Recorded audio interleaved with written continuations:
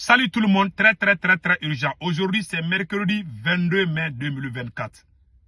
Des complots de déstabilisation de la France contre le Mali et partout au Sahel. Voilà un complot très dangereux en téléchargement. Restons vigilants comme je vous ai dit. Voilà ici un pacte de non-agression. C'est-à-dire que tous les groupes armés se sont unis pour faire l'alliance avec les groupes terroristes. Alors qu'ils ont officialisé leur alliance aujourd'hui. Soi-disant que pacte de non-agression. RFI même a appuyé ça.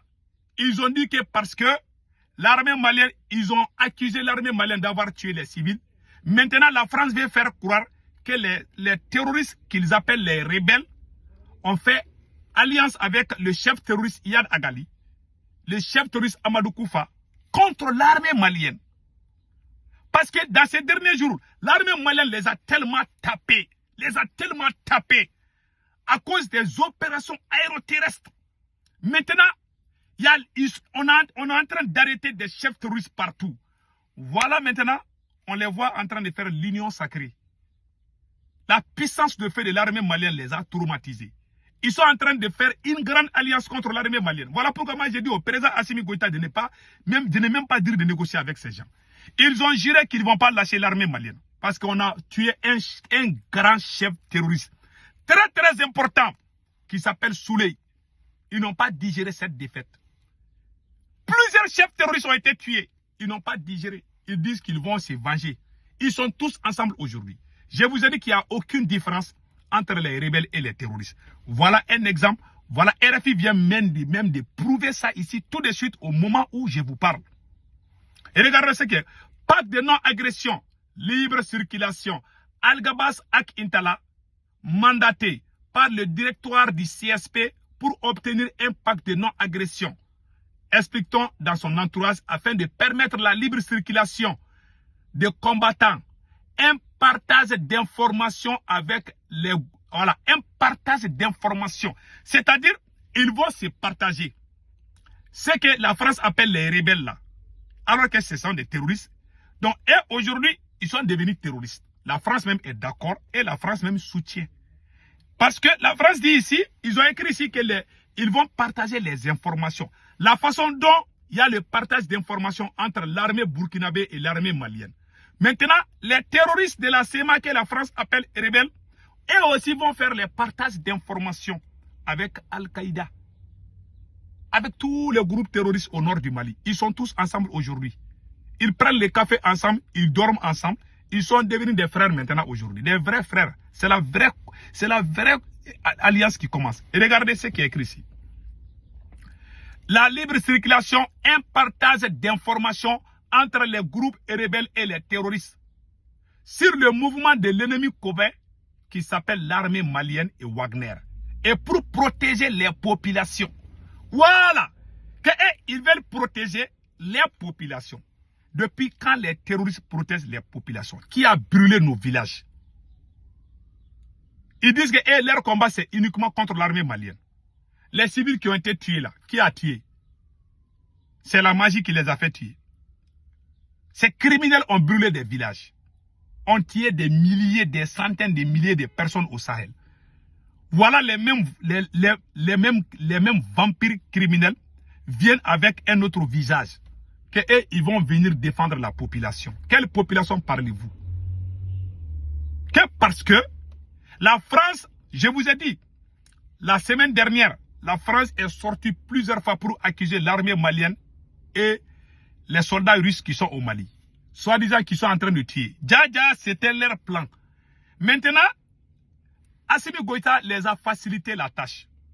En disant que le Mali va négocier avec les djihadistes. Ça veut dire que Assimi Goïta a légitimé les groupes terroristes. Et voilà, aujourd'hui, ils sont même allés à RFI, ils ont parlé là-bas. Écoutons ce qu'ils disent. Non seulement ils disent qu'ils vont s'unir contre l'armée malienne. Maintenant, regardez ce qui est écrit ici. Pas question de mener une attaque conjointe, affirme en revanche unanimement. Mais plutôt une forme de coalition. En clair, chacun continue à mener ses opérations de son côté sans se mélanger, mais sans se gêner. Une aubaine de sang djihadistes concentrent respectivement leurs forces contre l'armée malienne. Voilà. Objectif, les rebelles et les djihadistes vont concentrer désormais leurs forces contre l'armée malienne et Wagner. Et ils veulent combattre seulement l'armée malienne et Wagner. Avant l'arrivée des Russes, qui brûlaient les villages, qui empêchaient les vieilles personnes d'aller cultiver, les jeunes d'aller travailler, d'aller cultiver, qui les empêchait, ce n'est pas ces mêmes terroristes. Aujourd'hui, ils changent de langage. Ils pensent que les gens sont bêtes. Depuis quand terroristes protestent population? Voilà des voyous comme ça, ils écrivent des choses comme ça. C'est une insulte contre nos martyrs. Voilà pourquoi dans les médias français, là, on a passé tout le temps à dénigrer l'armée malienne. Tellement l'armée malienne a fait de grandes victoires dans ces derniers temps. La frontière mauritanienne, il y a beaucoup de localités que l'armée mauritanienne occupait. Aujourd'hui, ça c'est aux mains du Mali. La deuxième chose, l'armée malienne est en train de faire la plus grande mobilisation militaire dans l'histoire du Mali. Jusqu'à présent, l'armée malienne continue des bombardements. Comme ça chauffe, ils sont éparpillés. Maintenant, ils veulent faire une alliance. Comme le Mali, le Burkina et le Niger ont fait l'alliance. Les djihadistes ont aussi dit qu'ils vont faire l'alliance contre le Mali. Et puis les soldats russes. Voilà ce qui est écrit ici. Je vais vous lire ça tout de suite. Voilà. Maintenant, alliement, pas de division. Voilà. Pas de division apparente. Voilà. Le génime est la critiquer. C'est l'officialisation de ce que nous savons déjà. Estime un notable aux autorités de transition très proches et qui voient dans cette démarche la marque d'un alliement. Les rebelles sur les djihadistes. Tout est bon pour faire face à l'armée malienne. Ironise une source sécuritaire malienne. Ils sont en train de faire l'alliance avec le diable. Juste pour vaincre l'armée malienne. Ils ont déjà échoué. Ils ne gagneront jamais cette guerre contre l'armée malienne. Car le peuple est avec son armée. Nous sommes de cœur avec l'armée malienne. Voilà, mes chers amis, les complots qu'ils sont en train de préparer. Donc, restons vigilants. Plusieurs événements se sont succédés dans ces derniers jours.